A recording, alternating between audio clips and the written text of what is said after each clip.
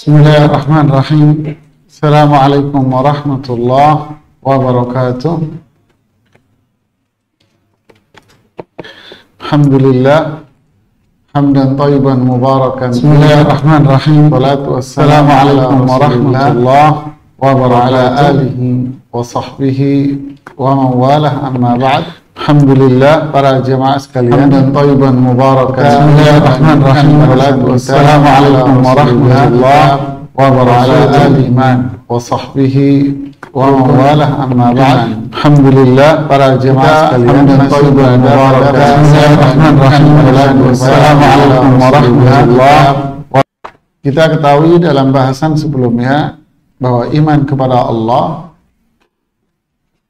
pertama terdiri dari adalah iman bahwa Allah itu ada. Jadi iman kepada Allah terdiri dari pertama iman bahwa Allah itu ada. Dalil bahwa Allah itu ada bisa berdalil dengan akal manusia, bahwa akal sehat manusia menyatakan bahwa setiap yang ada pasti ada yang menciptakan. Tidak mungkin sesuatu itu ada dengan sendirinya atau menciptakan dirinya sendiri, tidak mungkin. Fitrah manusia juga sama. Fitrah manusia pasti mengatakan bahwa Allah lah yang menciptakan semuanya. Berarti Allah itu ada. Dalil syariat lebih banyak lagi. Semua kitab suci yang Allah turunkan pasti menyatakan bahwa Allah itu ada. Panca indera, kita sering mendengar orang berdoa dikabulkan doanya, menunjukkan bahwa Allah itu ada. Bagian kedua dari iman kepada Allah adalah apa? Beriman akan rububiyah Allah. Apa itu rububiyah? Apa rububiyah? Mencipta, terus menguasai, terus mengatur, ya. Mencipta artinya menjadikan sesuatu dari tidak ada menjadi ada. Mengatur artinya apa? Memberikan kebaikan, kenikmatan, keberkahan, rezeki, dan berbagai bentuk kebaikan-kebaikan dunia dan kebaikan-kebaikan duniawi. Ya. Begitu juga mengatur artinya Allah yang menentukan apa? Hukum.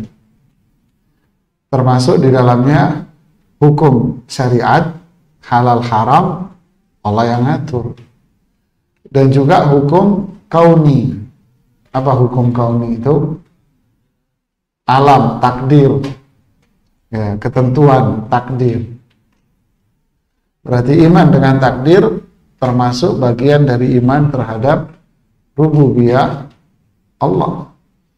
Iman terhadap hukum halal haram berarti bagian dari iman terhadap apa? Rububiyah. Jadi Allah yang mengatur semua yang ada di alam, yang mengurusi semuanya. Makanya manusia apa? Menyerahkan semuanya hanya kepada Allah. Iyyaka na'budu wa iyyaka nas. Itu yang bagian kedua. Wa iyyaka nasta'in. Itu iman terhadap apa? Rububiyah. Karena Allah yang ngurus, maka kita berserah diri dan minta tolong sama Allah. Allah berkuasa, ya, karena tidak ada satupun yang mampu menghalangi kehendak Allah. Jika Allah berkehendak, pasti akan terjadi. dan tidak ada seorang makhluk pun yang mampu mencegah apa yang sudah dikehendaki ditentukan oleh Allah. La mani'a lima a'taita wala mu'tiya lima mana'ta. La mani'a, tidak ada yang menghalangi. Kalau Allah sudah ngasih. Jadi kalau Allah tidak mau ngasih, tidak ada yang mampu memberi. Mau pakai kontrasepsi atau KB model apapun, kalau Allah berkehendak ngasih anak, ya hamil aja. Gitu kan? Mau pakai jurus apapun, kalau Allah nggak berkehendak untuk ngasih anak, ya belum dikasih anak. Kan gitu kan? Begitulah seterusnya jemaah. Jadi Allah itu berkuasa. Nah, ini termasuk iman terhadap rububiyah Allah. Sekarang yang ketiga, di halaman 33, penulis yaitu Syekh Muhammad bin Shalih Al-Utsaimin rahimahullah ta'ala mengatakan bagian ketiga dari iman kepada Allah itu adalah iman kepada uluhiyah. Iman kepada uluhiyah. Apa itu? Yakni mengimani bahwa dia, yang dimaksud dia ini siapa? Allah subhanahu wa ta'ala. Mengimani bahwa dia, makanya ditulis pakai huruf besar, bahwa dia, Allah, adalah satu-satunya Tuhan yang hak, yang tidak ada sekutu baginya. Kata ilah sebetulnya di sini terjemahannya kurang tepat sebetulnya, yakni memahami bahwa dia, Allah, adalah satu-satunya sesembahan sebetulnya ini. Sesembahan yang hak, yang tidak ada sekutu baginya. Maksudnya Allah satu-satunya zat yang diibadahi. Allah satu-satunya zat yang diibadahi dengan benar. Kata benar maksudnya itu apa? Nah, ini saya mau nanya. Islam ini adalah agama yang hak. Kita ibadah dengan cara yang hak. Apa ini? Hak itu apa? Benar itu apa? Hak itu artinya, kata para ulama, sesuai dengan aturan. Itu namanya hak. Berarti di sini sesuai dengan aturan Allah dan Rasulullah Sallallahu Alaihi Wasallam. Berarti wahyu. Berarti ketika kita mengatakan bahwa Allah adalah satu-satunya zat yang patut diibadahi dengan hak, maksudnya yang patut diibadahi sesuai dengan aturannya, sesuai dengan aturannya. Makanya tidak ada sekutu baginya. Artinya tidak boleh memalingkan ibadah satupun kepada selain Allah. Jadi tidak boleh memalingkan satupun dari bentuk-bentuk ibadah itu kepada selain Allah.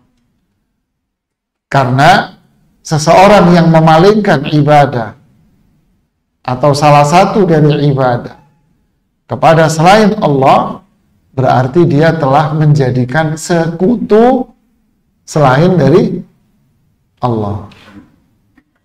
Paham? Jadi seseorang yang beribadah apapun bentuknya kepada selain Allah, berarti dia menetapkan bahwa dia tujuannya itu sekutu dari Allah. Nah, inilah yang disebut dengan syirik, lawan dari ibadah. Makanya tidak ada sekutu baginya, yang berarti tidak boleh kita beribadah apapun bentuknya kepada selain Allah, karena itu nantinya akan menjadi syirik kepada Allah. Nah, inilah makna dari al-uluhiyah, bahwa Allah adalah zat satu-satunya yang patut diibadahi dengan berbagai macam bentuk ibadah, tidak boleh dipalingkan kepada selain Allah. Kemudian kata ilah maknanya adalah makhluk, yaitu ma'bud, yang berarti yang disembah atas dasar cinta dan pengagungan. Maksudnya apa ini? Al-uluhiyah itu sifat Allah. Jadi Allah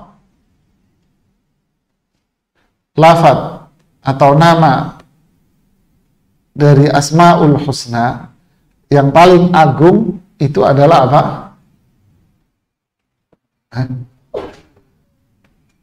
Asmaul Husna yang paling agung apa?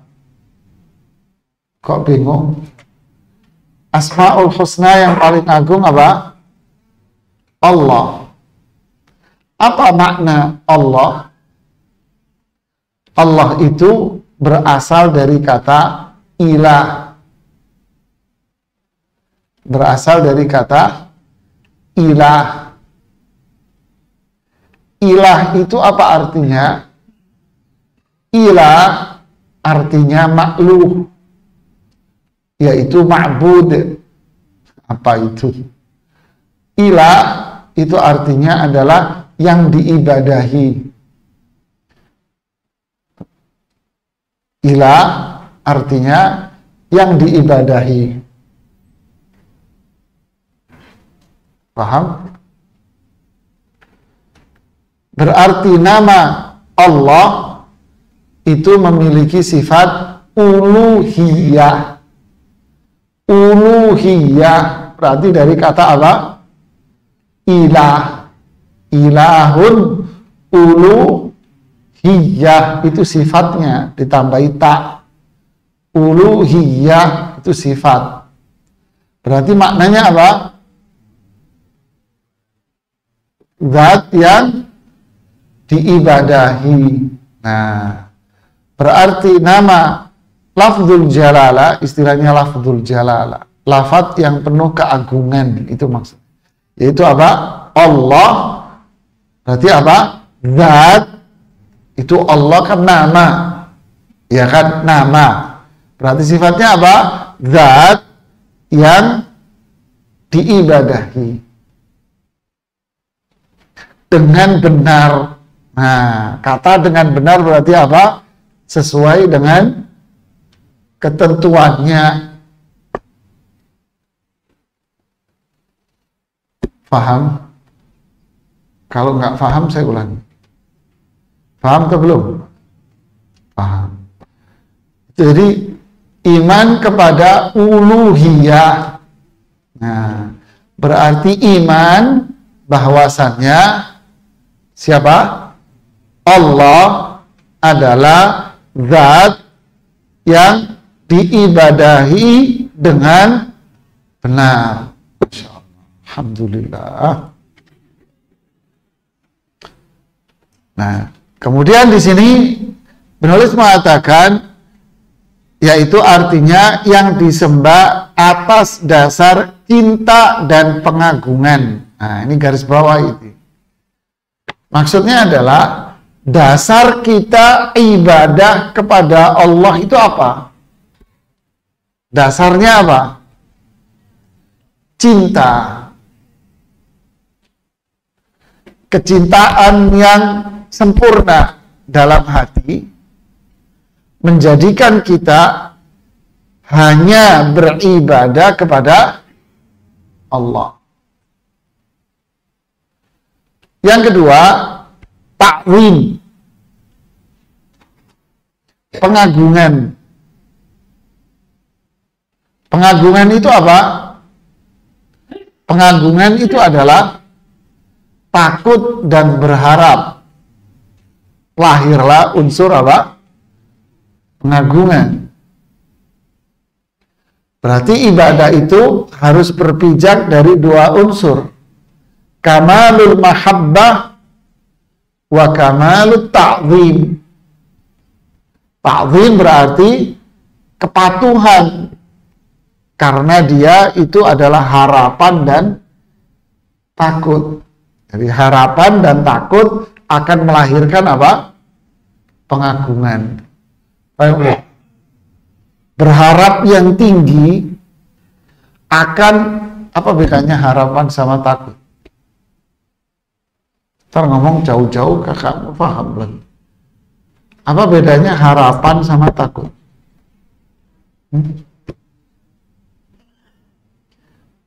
Spesifik, ini penggunaan kata itu penting jemaah. Ini bukan sekedar pakai kata, enggak.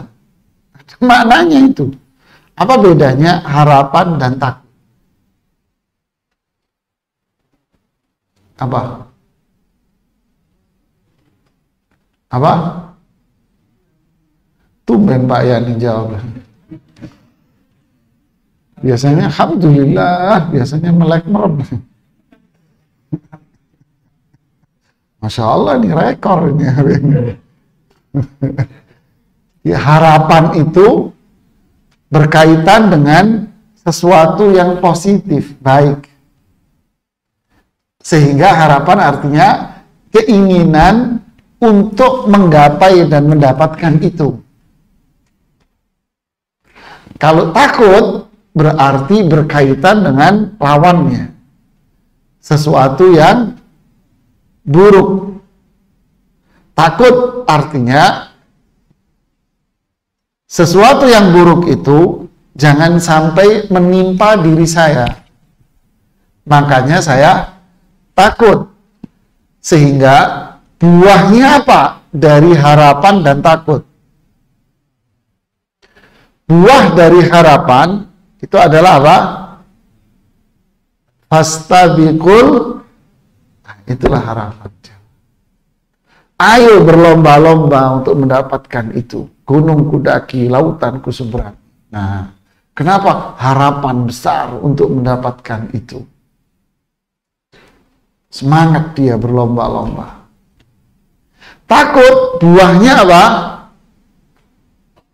Lari, menghindar. Menghindar dari apa? Segala sesuatu yang bisa menjadikan dirinya berada dalam keburukan. Paham apa bengong ini? Paham? Takut itu berkaitan dengan sesuatu yang buruk agar tidak menimpa diri kita. Kan gitu kan? Maka buahnya apa? Menghindar. Hindari itu. Maksudnya hindari segala sesuatu yang bisa menjadikan Anda terkena keburukan itu. Contoh. Di pojok jalan sana ada anjing yang lagi lapar. Melihat semua orang pengennya mau diterkam, umpamanya. Maka muncul di jiwa kita apa? Takut. Takut apa? Digigit. Gitu kan? Nah, buahnya apa? Jangan lewat sini, Mas. Enggak digigit. Takut nggak? Takut sih. Cuman enggak, lewat sini nggak apa-apa. Ya. Anget jidatnya.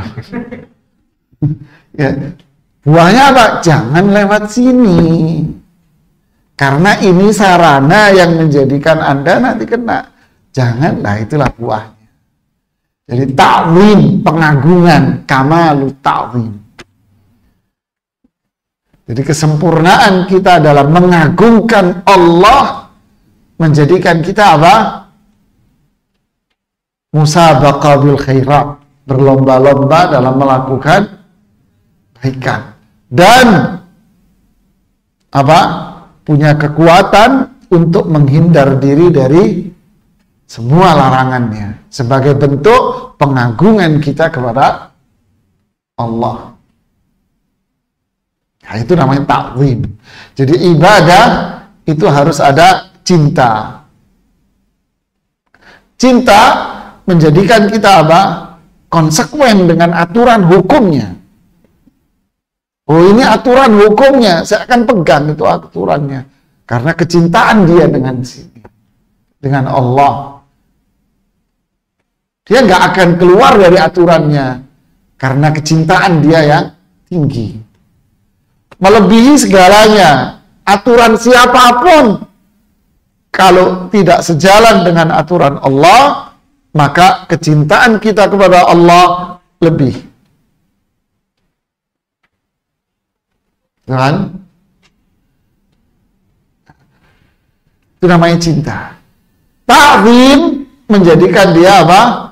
Semangat untuk melakukan perintah dan punya kekuatan untuk meninggalkan larangan. Nah, ibadah patokannya itu ini.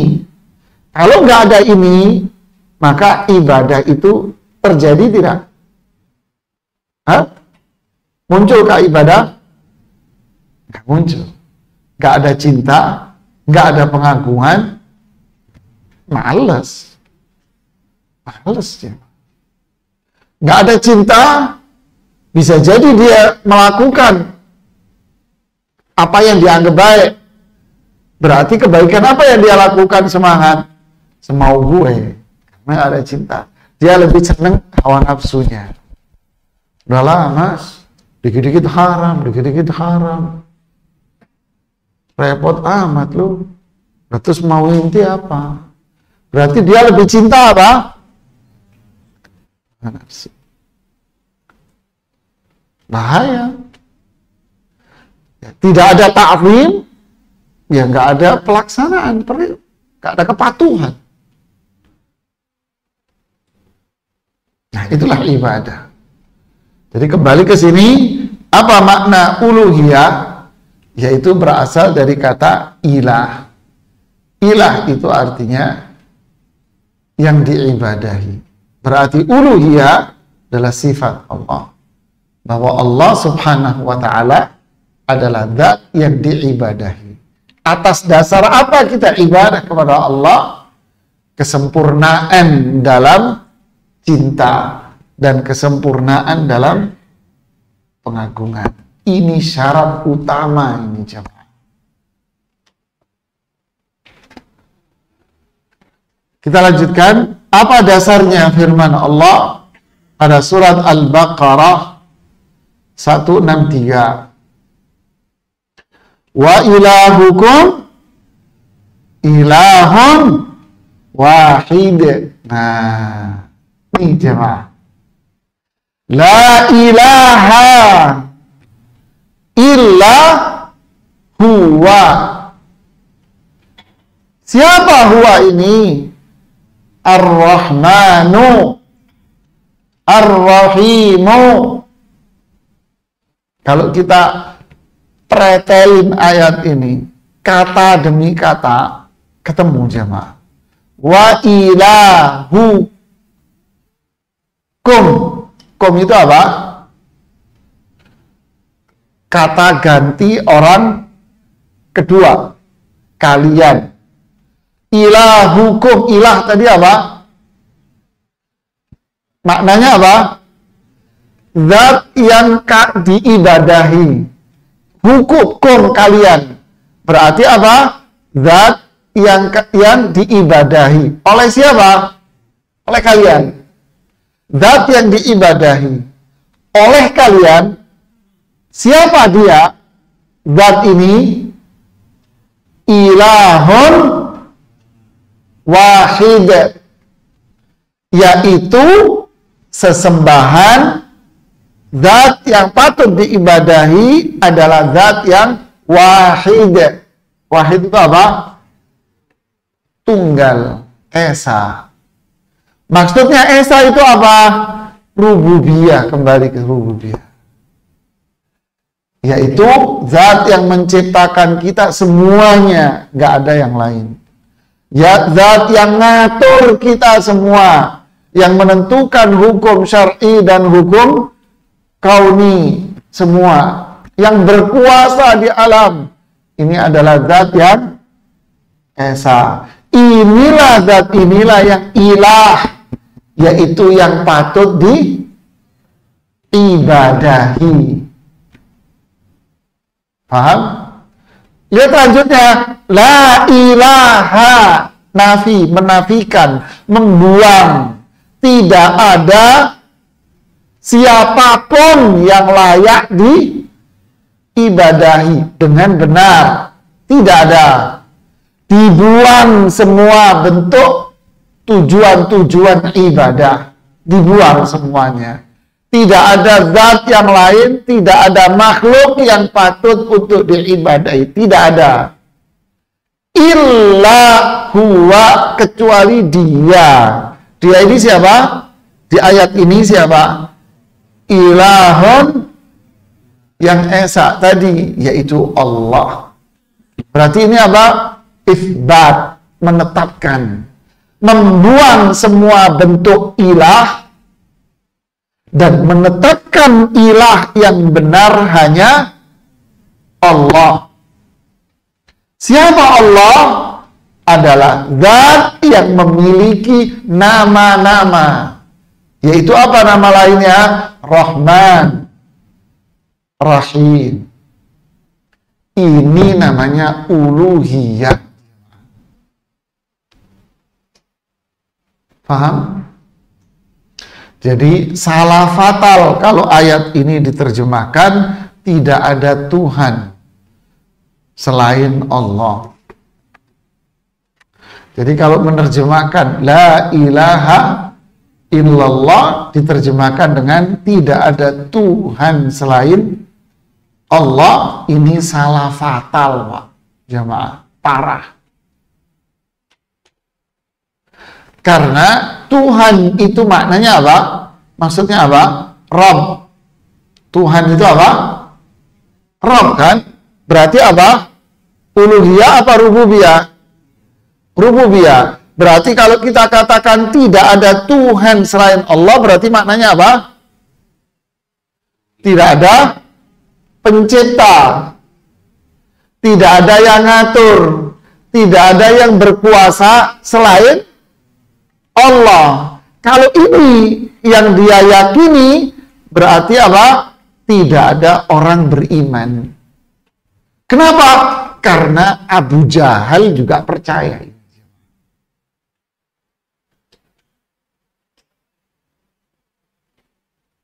Sebagaimana penjelasan yang lalu. Percaya nggak Abu Jahal kalau Allah yang mencipta? Percaya nggak kalau Allah yang menentukan hukum? Hukum syar'i, hukum kauni, percaya? Percaya dia. Percaya nggak dia kalau Allah yang berkuasa di alam semesta? Percaya. Tapi apakah dia dikatakan orang beriman? Enggak. Kenapa? Karena dia tidak meyakini uluhiyah. Dia tidak meyakini bahwa ibadah itu hanya ditujukan kepada Allah, dia nggak percaya itu. Makanya dia ibadahnya kepada siapa? Selain Allah. Macam-macam. Jadi kalau la ilaha illallah diartikan tidak ada Tuhan selain Allah, maka ini liberalisasi.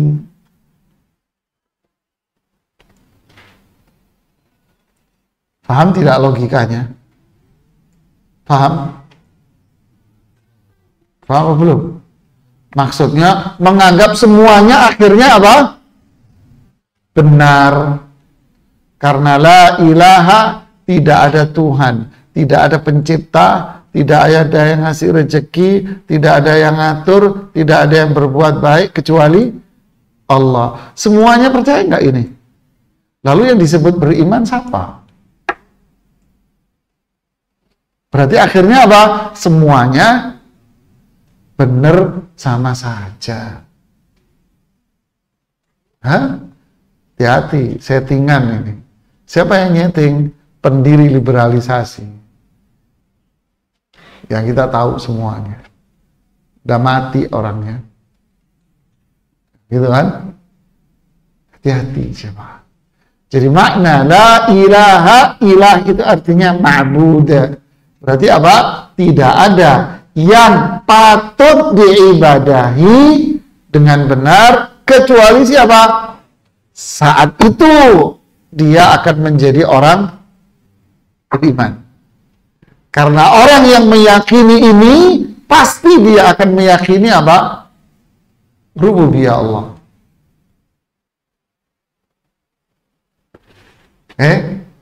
Lanjut.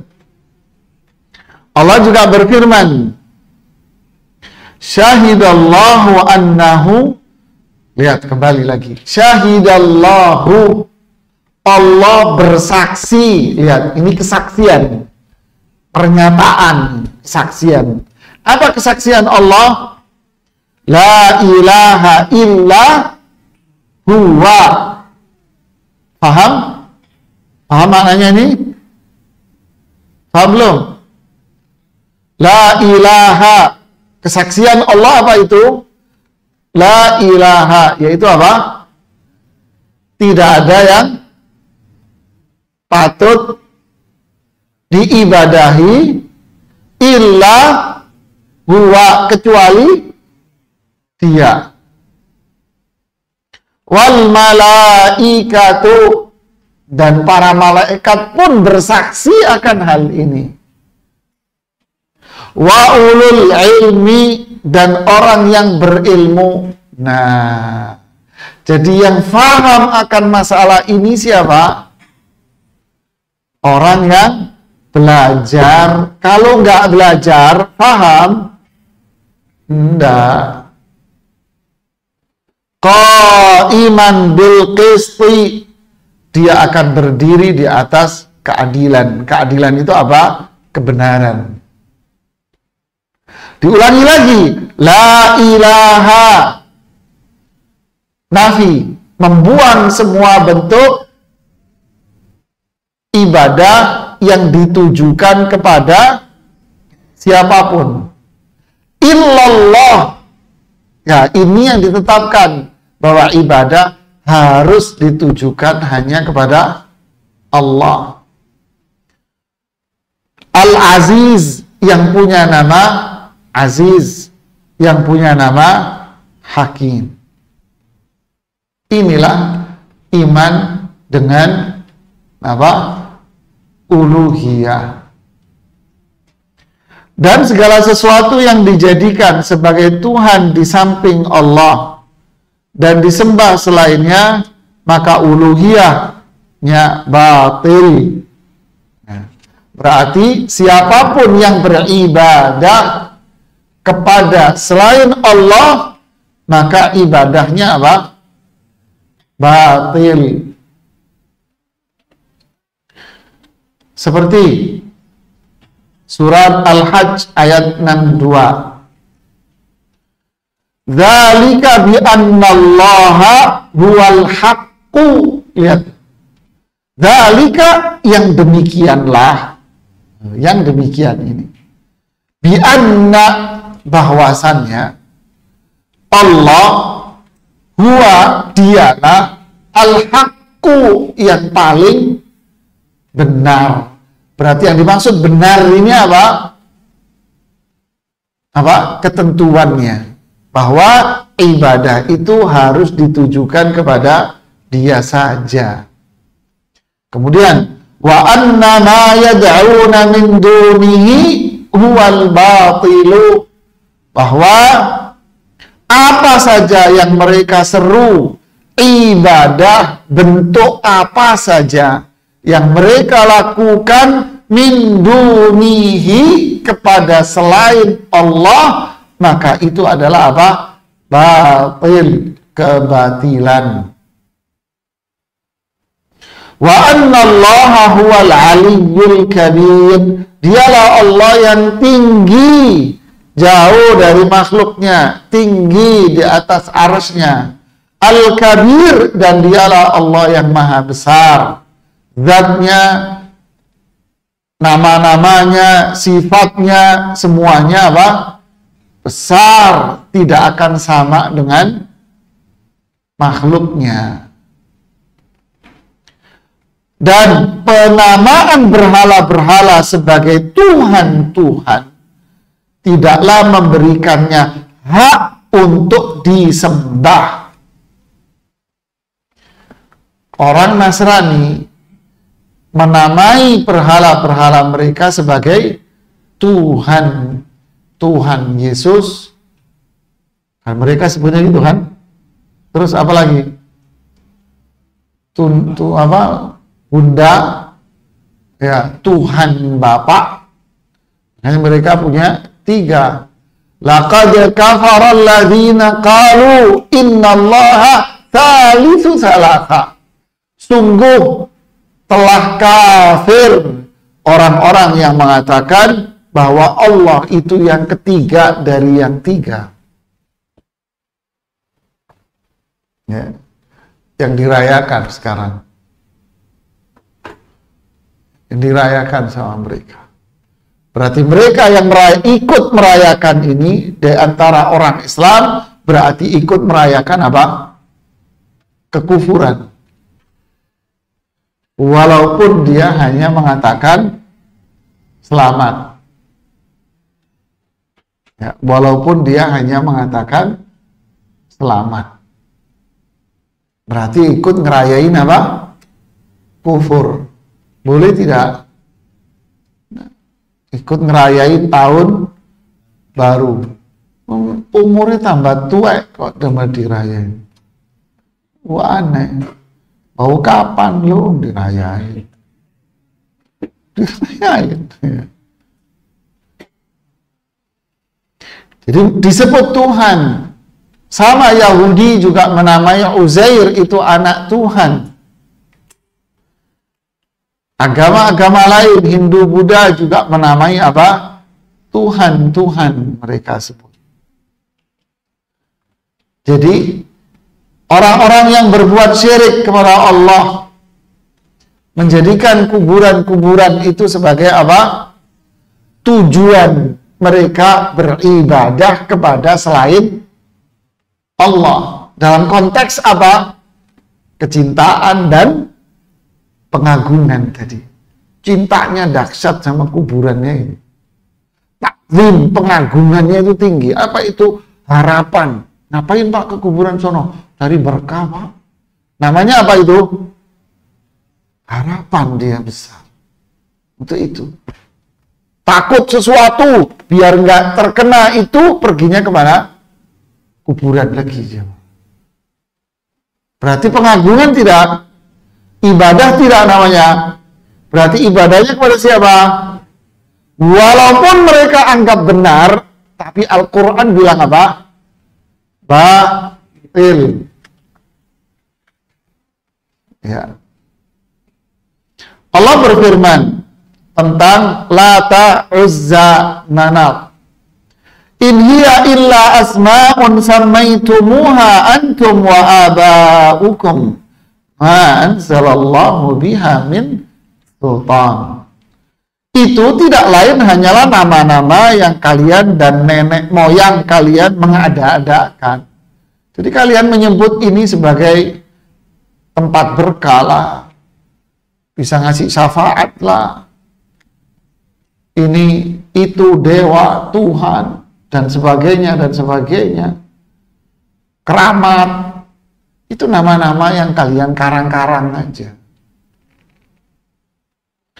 Allah tidak menurunkan sesuatu keterangan apapun untuk menyembahnya. Maksudnya, ma anzalallahu biha min sultan, tidak ada dalil, tidak ada ilmu yang menjadi pembenar bahwa kalian boleh ibadah kepada semua itu. Tidak ada ilmunya, tidak ada dasarnya. Ini berkaitan dengan Lata, Uzza, Manat yang kita jelaskan di pertemuan yang lalu. Lata itu berada antara Mekah sama Taif. Manat juga sama antara Mekah dengan Taif. Sedangkan Manat, ya, Lata, Uzza maksud saya, Lata, Uzza itu sama posisinya antara Mekah dengan Taif. Sedangkan Manat posisinya antara Makkah, Madinah, yang disebut dengan daerah Hudaid. Dulu di sana ada berhala ini. Lata itu sebetulnya orang, berasal dari kata latta yaluttu as-sawiq. Apa artinya? Ngaduk bubur. Sawiq itu gandum yang dicampur dengan daging. Nanti dijual lagi sama kursin resepnya. Ini makanan paling enak itu di zaman itu. Jadi gandum direbus bersamaan dengan daging dengan komposisi yang sama. Tak kasih resep itu. Makanan orang dulu yang enak. Ya, dijual. Ya. Royalti. Jadi apa namanya? Sawit gandum direbus sama daging dengan komposisi yang sama. Gandum itu kan keras, berarti ngerebusnya lama aja, lama ngerebusnya. Dagingnya jadinya apa? Hancur, bonyok. Hancur dagingnya. Berarti bercampur dengan gandum, jadilah namanya apa, orang kita bilang bubur sawit namanya. Enak, bayangin aja ya, sama.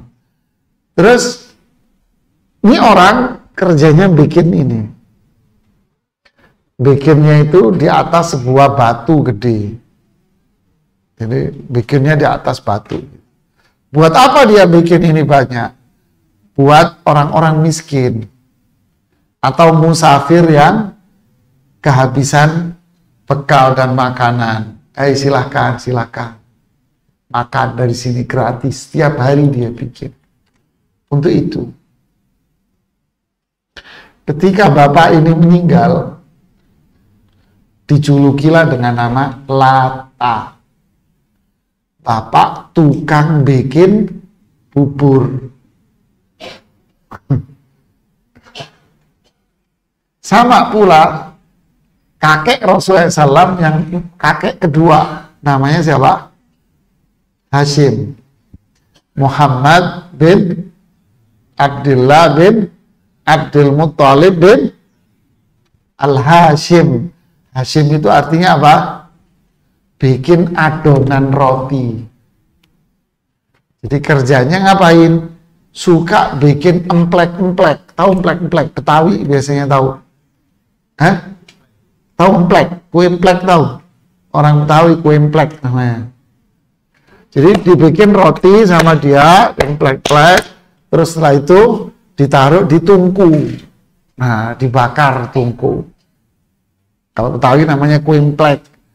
Tapi kalau orang Arab namanya roti khubuz. Yang tipis itu. Nah, bikin itu. Buat siapa? Buat jamaah haji yang datang.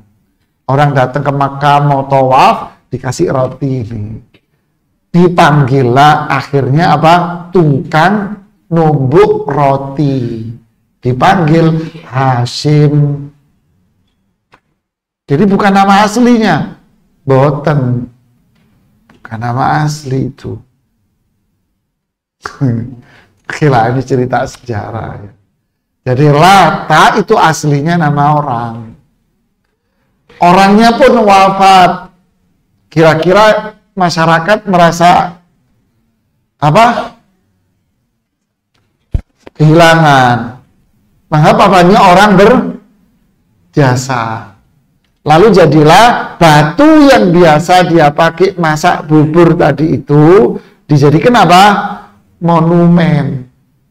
Istilah kita. Pertama, generasi pertama hanya sebatas apa? mengenang, monumen.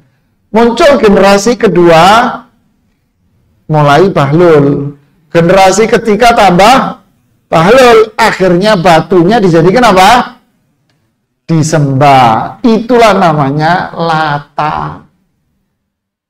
Akhirnya jadi bahasa Indonesia Lata. Apa Lata? Lata. Lata. Lata. Ikut-ikutan. Ikut-ikutan. Lata. Gitu. Ikut-ikutan. Wah, itu tempat berkah. Ikut-ikutan. Lata. Lata. Ikut-ikutan. Lata.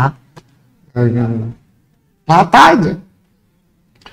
Uzza. Uzza itu apa? Uzza itu aslinya pohon. Pohon gede yang dikeramatin. Terus diapa ini pohon? Dibungkus sama sadana. Istilah dulu, sadana itu apa? Kain. Dibungkus sama sarung. Jadi ini bukan di Bali doang, itu dari zaman jebot dulu jamaah. Zaman, waduh, istilah sejarah Indonesia zaman batu katanya. Zaman jebot dulu, udah itu pohon dikeramatin, dikasih apa? Kain. Sampai sekarang. Di masyarakat Jawa banyak sekali. Ya, saya bina pesantren di daerah Cilacap, antara Cilacap, Purwokerto, nama daerahnya Rawajaya. Itu area pesantren ya, persis di belakang area pesantren kan kita kasih tembok pemisah. Ya, di balik tembok itu ada pohon gede. Ya ini, itu orang kampung pada datang ke situ nyari berkah. Uzza. Manat. Nah, Manat inilah yang patung. Manat ini patung. Jadi kesimpulannya apa? Ilah yang diibadahi oleh mereka itu ternyata bukan hanya sekedar apa? Patung, tetapi yang diibadahi itu ternyata apa? Variasi, macam-macam bentuknya. Ada patung, ada pohon, ada monumen orang soleh, kuburannya orang soleh, ada batu, dijadikan apa? Ilah, sesembahan. Nah, datanglah Rasulullah SAW mengatakan apa? La ilaha, semua bentuk ibadah yang ditujukan kepada ini, itu semua apa? Batil. Yang benar hanya sama Allah. Ini namanya ulu. Ya, berarti iman sama Allah, iman dengan uluhiyah ini. Paham jemaah?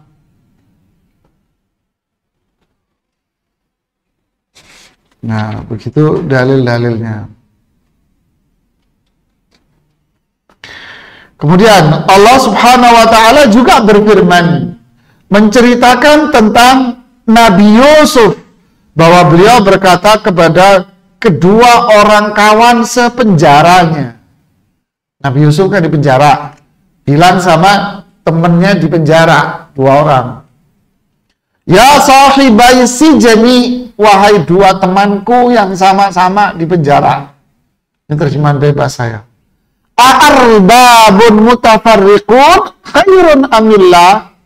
Apakah arbab, yaitu Rabb, Tuhan kamu itu yang banyak, lebih baik daripada Allah yang ibadah ditujukan hanya kepadanya, Al-Wahidul Qahar, yang punya sifat apa? Esa, dan tidak ada siapapun yang mampu mengalahkan kebijakannya. Kita dengarkan ayat.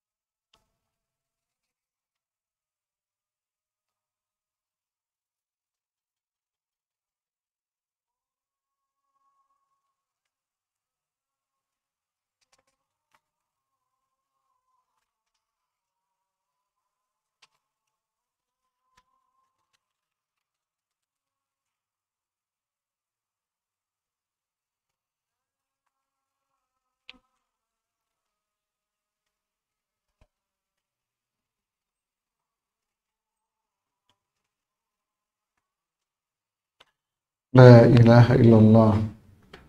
Allahumma rabb hadhihi ad-da'wati at-tammah.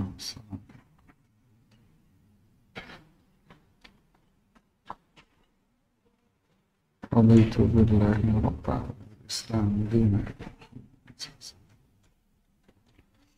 Lah, ya kita lanjutkan.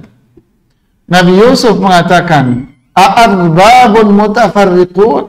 Apakah Tuhan-Tuhan yang banyak, beraneka ragam, berbeda-beda, khairun, lebih baik daripada Allah, yaitu ilahun wahid, la ilaha illa huwa,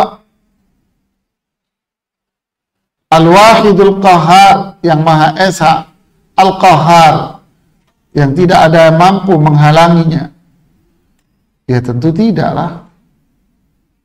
Ma ta'buduna min dunihi, yang kalian ibadahi selain dari Allah, illa asma'an sammaitumuha antum wa aba'ukum, melainkan itu adalah nama-nama yang kalian buat-buat sendiri. Ini keramat, ini wali, ini mbak ini, dan sebagainya, dan sebagainya. Ini nama-nama kalian aja yang bikin sendiri.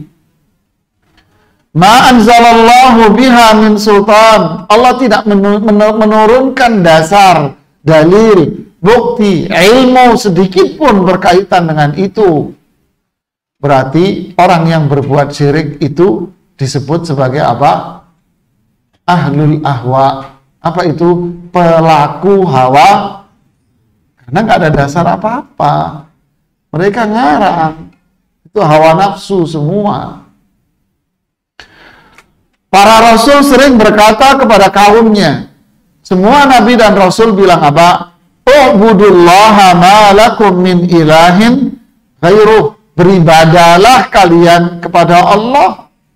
Kenapa? Ma lakum min ilahin ghairuh. karena tidak ada zat yang patut diibadahi selain dari, tidak ada, ibadah aja sama Allah, jangan sama yang lain.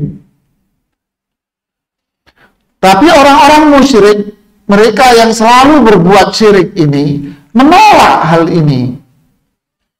Dan mereka menjadikan selain Allah sebagai Tuhan-Tuhan yang mereka sembah, ibadahi di samping Allah. Serta mereka memohon pertolongan, tuh, nyari berkah istilahnya sekarang. Minta perlindungan, minta petunjuk, bahasanya sekarang. Kepada siapa? Kepada selain Allah. Dan mereka ini.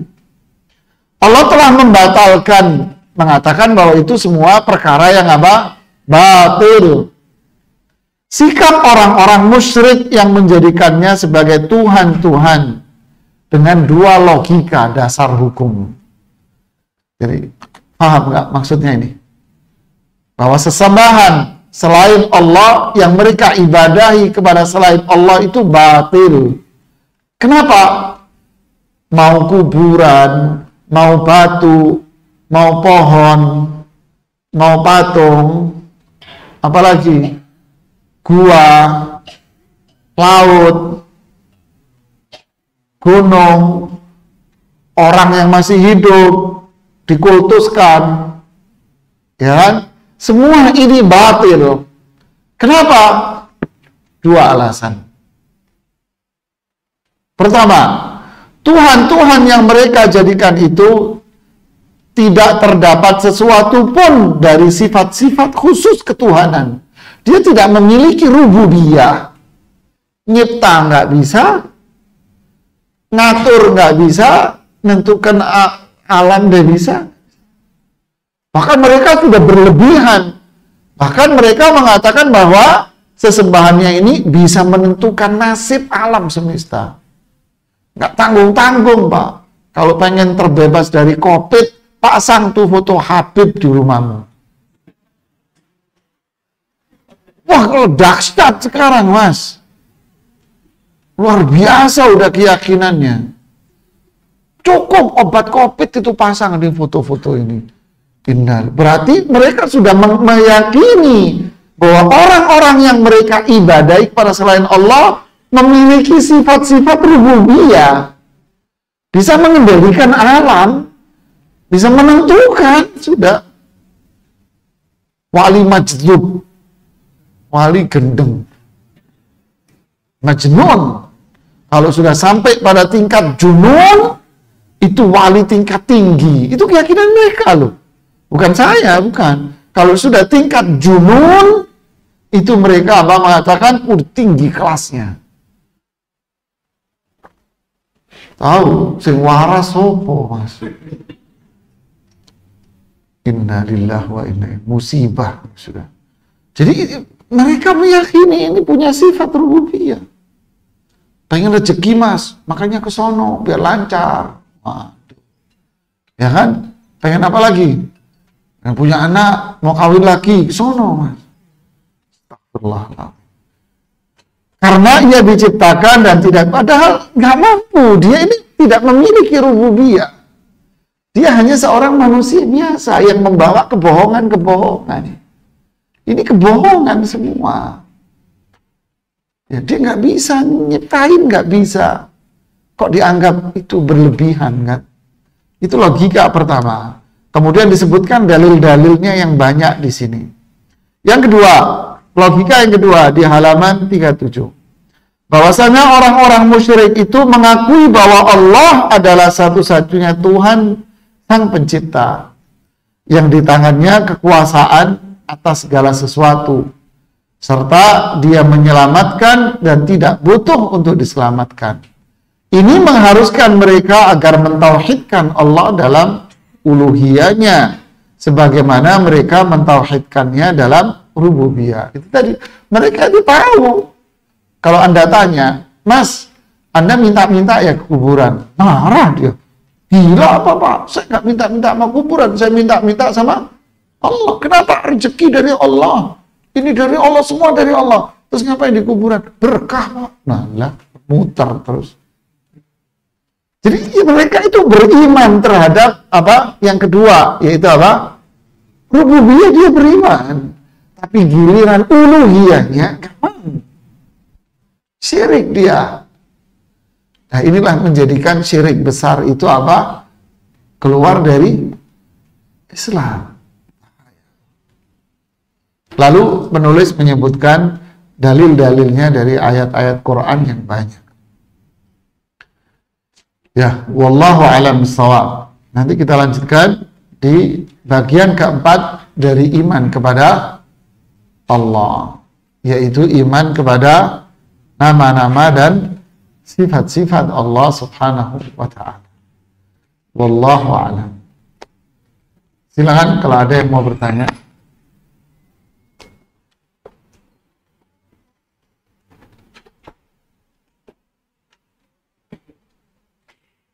Assalamualaikum warahmatullahi wabarakatuh. Waalaikumsalam warahmatullahi wabarakatuh. Silakan, Mas.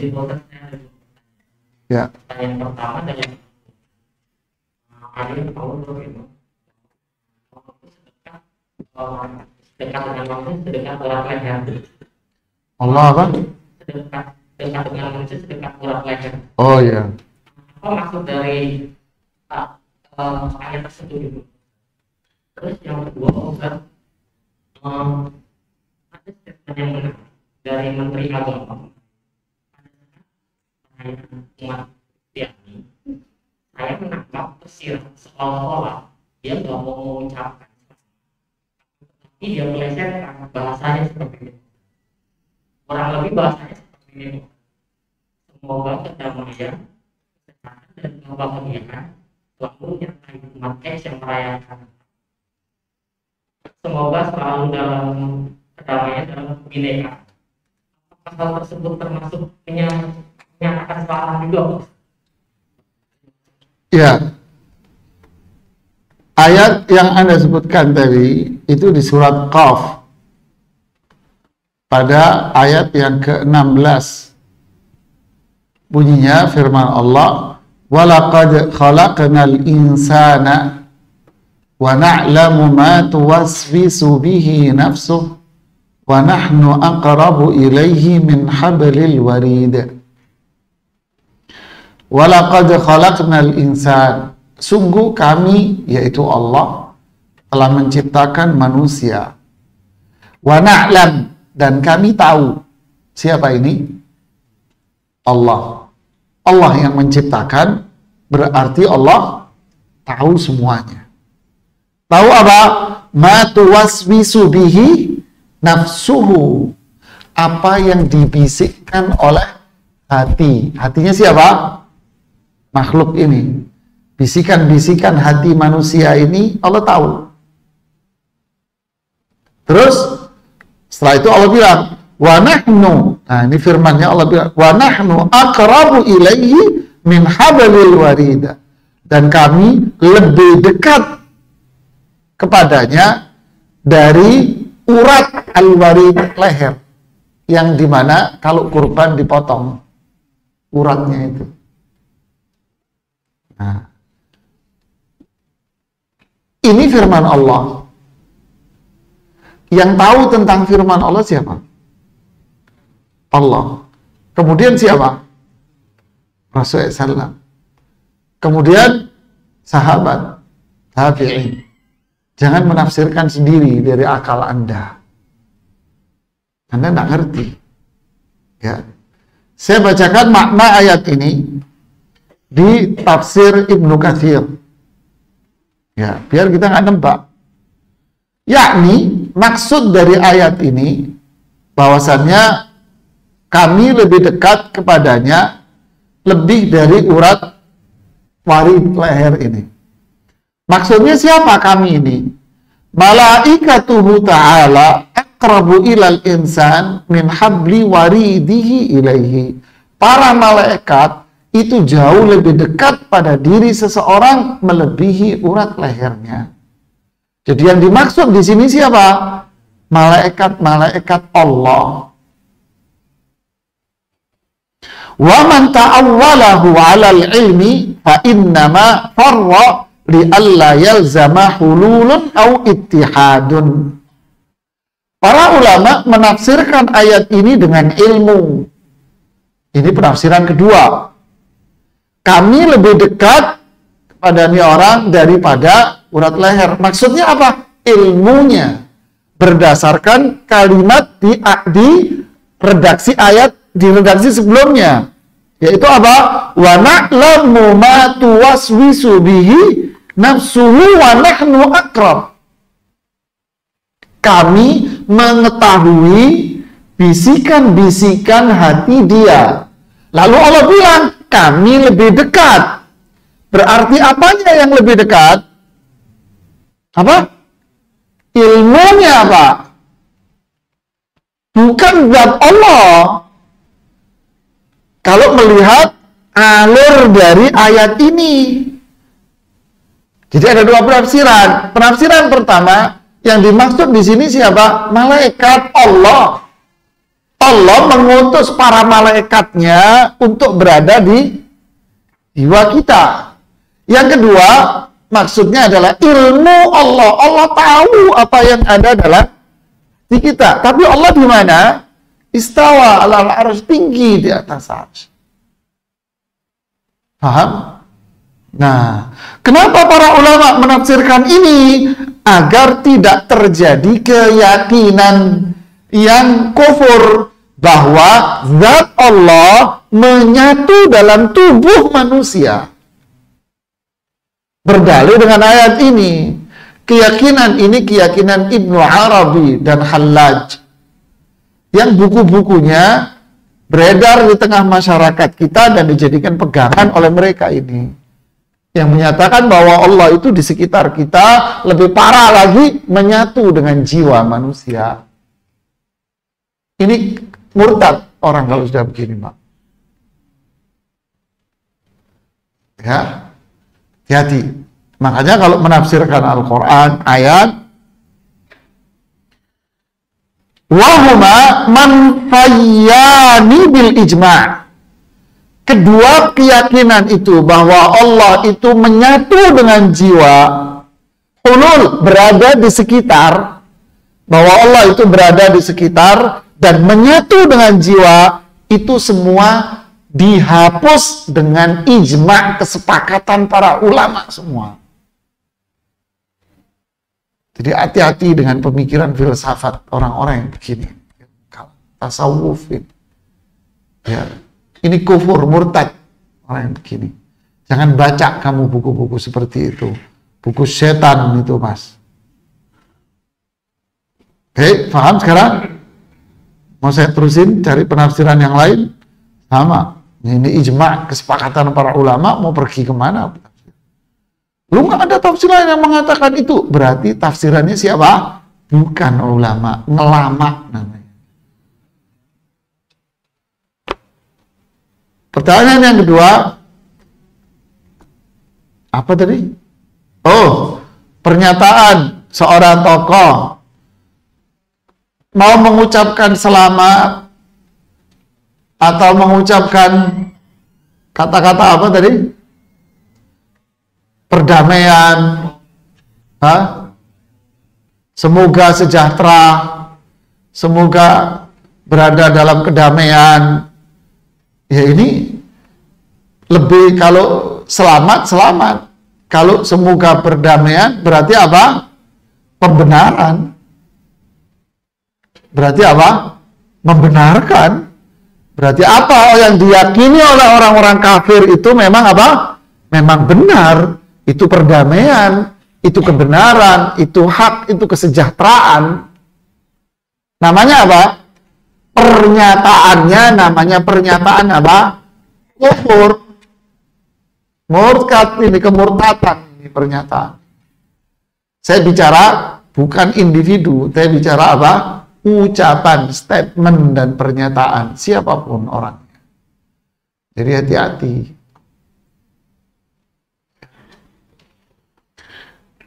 Mau yang ngomong profesor, doktor, ya kalau salah, ya salah, Mas. Ya, ada lagi?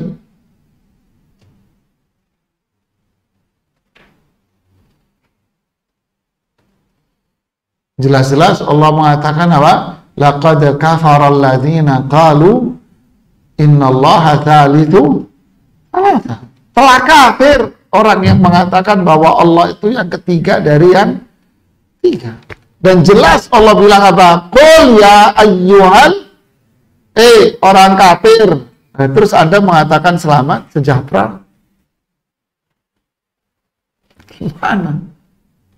Inna lillahi wa inna ilaihi raji'un.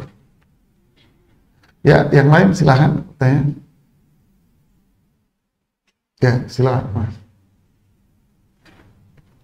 Waalaikumsalam. Apabila ada orang yang dia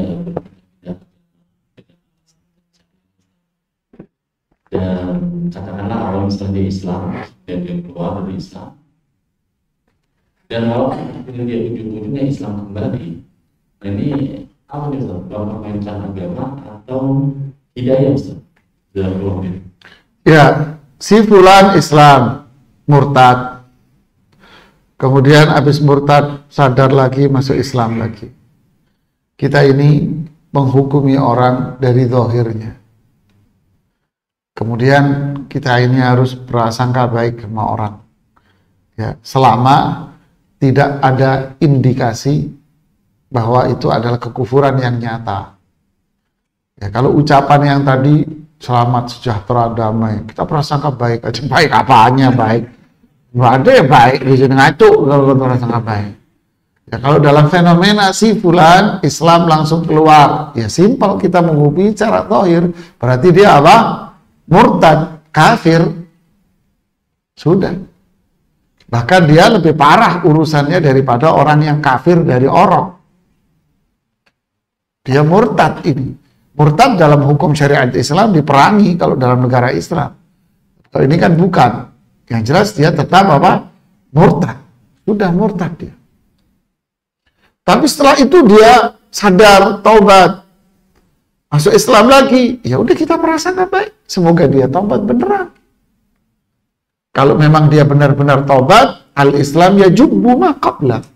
Islam itu akan, keislaman dia akan menghapus dosa dia yang sebelumnya. Ya. Kita berprasangka baik, senang, alhamdulillah dia masuk Islam lagi. Berikutnya kita doakan semoga dia istiqomah, kita ajak, kita dakwai biar dia apa? Berilmu, belajar ilmu, datang ke majelis ta'lim biar istiqomah. Wallahu a'lam. Ada lagi?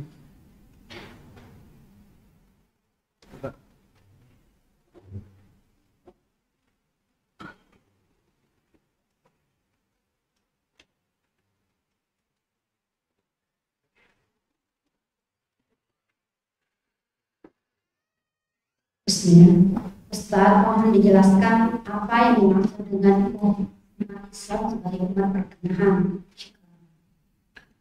Umat Islam adalah ummatan wasata. Memang syariat Islam ini syariat yang wasat, tengah-tengah. Bainal ghali anhu wal jafi'an. Antara mereka yang berlebih-lebihan dan antara mereka yang menyia-nyiakan. Antara ghulu, mereka yang berlebih-lebihan dan mereka yang menyia-nyiakan. Islam tengah-tengah. Ya, tengah-tengah inilah apa itu? Sirat mustaqim. Makanya para imam Ibnu Jarir Tabari ketika menjelaskan as-sirat al-mustaqim, yaitu jalan yang la wijajafi, yaitu jalan yang nggak belok-belok, lurus. Nah, inilah pertengahannya. Jangan belok ke kanan, jangan belok ke kiri.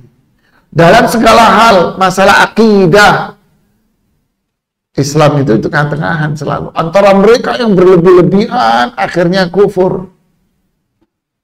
Antara mereka yang menyia-nyiakan Islam, akhirnya mereka meninggalkan Islam. Sehingga dua-duanya jadi apa? Kekufuran. Ya. Syirik, berlebih-lebihan dia dalam sikap, menyanjung orang, sikap dia terhadap orang saleh, dilebih-lebihin dia sikapnya, disanjung berlebihan, ditempatkan dia di posisi rububiyah, seolah-olah dia punya sifat-sifat rububiyah. Ghulu. Akhirnya apa? Syirik dia. Disia-siakan. Akhirnya artinya apa? Dihina, dicela orang soleh. Boleh tidak? Tidak. Islam berarti apa? Tengah-tengah. Jangan dipuji berlebihan, tempatkan dia seperti manusia biasa. Dia juga manusia. Dan jangan juga disia-siakan. Diapain? Dicela, dihina. Jangan. Islam wasat. Ibadah. Berlebihan dalam ibadah. Lahirlah apa? Bid'ah. Lebay. Bid'ah semua. Disia-siakan. Berarti apa? Diapain ibadah? Ditinggal. Berarti Islam yang mana? Tengah, sirat mustaqim. Ya kan? Makan roti yang enak di mana jemaah? Tengahnya. Wes jangan ngeres terus akhirnya. Tuh bapak malah yang ketawa. Akhlak mulia, kata Imam Ibnu Qayyim rahimahullah di Madarijus Salikin. Sama, akhlak mulia itu diapit kanan kiri yang jelek. Contoh, tawadhu. Itu akhlak mulia, sirat mustaqim. Anda berlebihan, jadi apa? Sombong. Anda sia-siakan, jadi apa? Hina. Terus? Ya kan? Sabar. Itu tengah-tengah. Anda berlebih-lebihan, jadinya apa? Toish. Ghadab. Emosional. Anda sia-siakan, jadi apa? Hina, yaitu apa? Putus asa dari rahmat Allah. Mau kemana? Ihdinas siratal, yang tengah enak jemaah. Ya, itulah Islam yang tengah. Khairul umuri awsatuha. Sebaik-baik perkara itu yang apa? Yang tengah-tengah. Sudah. Makan kue pun yang enak diambil tengahnya. Anak kecil dikasih kue diambil apanya? Tengahnya. Bapaknya dikasih ngambil yang mana? Yang tengah. Pinggir bego dia ngambil pinggir. Terus pertanyaannya lain. Ini kayaknya di website banyak pertanyaan ini di YouTube. Ya, silakan. Assalamualaikum warahmatullahi wabarakatuh. Kita bermakmum dengan imam, kebetulan bacaannya bisa dibilang kita mengulangi sholat. Bermakmum dengan imam yang bacaannya salah fatal. Salah fatal itu apa? 1. Merubah huruf. 2. Panjang dipendekin. Yang pendek dipanjangin. Nah ini fatal. Kalau kita paham dengan ini, maka sholat Anda nggak boleh. Tapi kalau Anda nggak ngerti, sholat saja. Ini pandangan tengah-tengah dari ulama. Anda ngerti, paham, jangan. Tapi kalau apanya sih menurut saya bagus-bagus saja, sholat Anda. Sholat. Kalau Anda nggak paham, ya udah sholat aja. Ya kan? Tapi kalau Anda ngerti, cari masjid yang lain. Gitu ya. Ya. Ini pertanyaan banyak nih di YouTube. Ya, silakan coba dibacain. Ya, dari Bunda dari YouTube. Pertanyaannya, bagaimana cara membuat hati kita ikhlas kepada kesalahan yang dibuat saudara kita yang merasa disakiti? Caranya gimana? Ilmu, belajar. Bahwa orang yang menyakiti kita tidak akan bisa ngasih dosa sama kita, nggak bisa. Dan orang yang memuji kita tidak akan bisa ngasih pahala sama kita.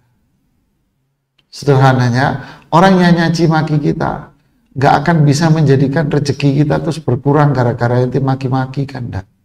Nggak akan menjadikan kita kurus, enggak. Enggak, jawab. Nggak ngurangi rezeki, nggak ngurangi jatah, nggak merubah apa-apa. Dipuji, ya juga nggak nambah. Dan terus ngapain kita pusing atas cacian orang? Ya kan? Biarkan anjing menggonggong, saya manusia. Biarkan burung berkicau, saya manusia. Ya sudah, sing waras, ya sudah. Saya dicaci maki orang, ya sudah, ini takdir Allah. Allah mentakdirkan kepada saya bahwa hari ini ada orang yang mencaci saya. Udah selesai takdir. Kewajiban kita dengan takdir apa? Ridho. Terus sabar. Terus maafkan dia. Wah, tingkatan yang lebih tinggi lagi apa? Berbuat baiklah sama dia. Ini kata Imam Ibnu Qayyim rahimahullah. Sehingga hati kita apa? Tentrem, adem, ayem. Tapi kalau kita senantiasa mendengarkan kicauan orang, ya pegel jemaah. Emang kita di pasar burung apa? Dengar ini berkicau, ini berkicau, capek ya akhi. Ini berkicau Anda beginiin, ini berkicau Anda beginiin, pegel ya akhi. Udahlah, kita bukan di pasar burung. Udah biarin aja, biarin. Sak pegelmu mas. Malah kata para ulama yang disebutkan oleh Imam Ibnu Qayyim di Madarijus Salikin, kalau ada orang mencaci maki Anda, kirimin hadiah. Kenapa? Tulis terima kasih atas kebaikan Anda. Ibnu Qayyim, loh kok bisa? Iya, karena dia telah menghadiahkan pahalanya kepada Anda. Jadi berterima kasihlah sama dia, kirimin kue. Kasih apa? Terima kasih atas hadiah Anda. Bingung dia, gue caci maki kok hadiah. Iya, hadiah apa? Pahalanya dia diberikan kepada Anda dengan dia mencaci maki. Terus ngapain pusing? Ya kan? Biarin aja. Yang banyak yang nyaci maki. Biar kita dapat apa? Terus yang berikutnya dari Muhammad Rusdi dan Naufal. Lihat. Apakah goror Ustaz jika Anda menyewa tempat waktunya dari sekarang sampai Juni, tapi saat ditanya di bulan Juni-nya tanggal berapa, dia jawab nanti dihubungi kembali. Anda menyewa untuk setiap hari Minggu, tapi di angkatnya tidak disebut sama-sama. Ini namanya beli kucing dalam karung, nggak jelas. Apa hukumnya? Haram. Nah, Rasulullah SAW ma'anil gharar. Rasulullah SAW melarang jual beli yang nggak jelas. Ya, namanya jual beli sih nggak jelas. Item, klausul, akad, perjanjian nggak jelas. Ini jual beli haram. Ya, terus? Dari Dini Kartini. Assalamualaikum Ustaz. Jadi artinya la ilaha illallah untuk menjelaskan ke orang yang benar gimana Ustaz? Tidak ilah yang diibadahi kecuali Allah. Benar Ustaz. Apa maknanya tadi? Tidak ada yang patut diibadahi dengan benar. Nah, ada kata-kata dengan benarnya. Tidak ada yang patut diibadahi dengan benar kecuali Allah. Berarti hanya Allah yang diibadahi dengan benar. Lanjut dari Terus? Dini Kartini yang tadi. Kalau ada orang Islam mengucapkan selamat Natal atas nama jabatan, lebih boleh apa betul menjelaskan? Haram, dia berbuat dosa besar. Ya, mau atas nama jabatan, mau atas nama apa, tetap dia harus mengatakan, maaf Pak, saya Muslim. Lakum dinukum. Jangan ucapin kata-kata apa-apa. Ya, haram. Kalau Anda ucapkan, Anda berbuat dosa besar. Na'udzubillah. Kita lagi Ya. dari Bunda Nur. Ustaz, bagaimana hukumnya kita menyampaikan dakwah padahal kita sendiri belum istiqomah, misalnya mengajar tahajud, padahal kita sendiri mungkin sebulan sekali baru tahajud. Ya, dakwah itu adalah usaha menyampaikan. Ya, menyampaikan berarti apa? Mendakwai siapa dulu sebetulnya? Mendakwai diri sendiri. Ya, kita ini mendakwai diri sendiri. Belum tentu yang mendakwai itu orang yang bersih. Orang yang sudah melakukan banyak ketaatan. Dia hanya menyampaikan, ini loh perintah Allah. Dan dia juga sebagai individu akan melakukan. Sehingga dia tidak dihukumi sebagai orang yang melupakan dirinya. Jadi semua akhirnya apa? Belajar. Dan mengajak orang lain itu akan menjadi motivasi paling hebat bagi dirinya untuk melakukan. Ya, kalau kita nyuruh orang melakukan sholat sunnah, berarti itu motivasi berat buat kita, motivasi yang besar buat kita untuk melakukan sholat sunnah. Makanya kita terus memohon kepada Allah akan diberikan ilmu yang bermanfaat. Ya, ini yang bisa saya sampaikan, semoga bermanfaat. Nah, manfaat buat saya, semoga manfaat buat saya sendiri, manfaat buat kita semua. Ya, subhanakallahumma bihamdik, asyhadu an la ilaha illa anta, astaghfiruka wa atubu ilaik. Assalamualaikum warahmatullahi wabarakatuh.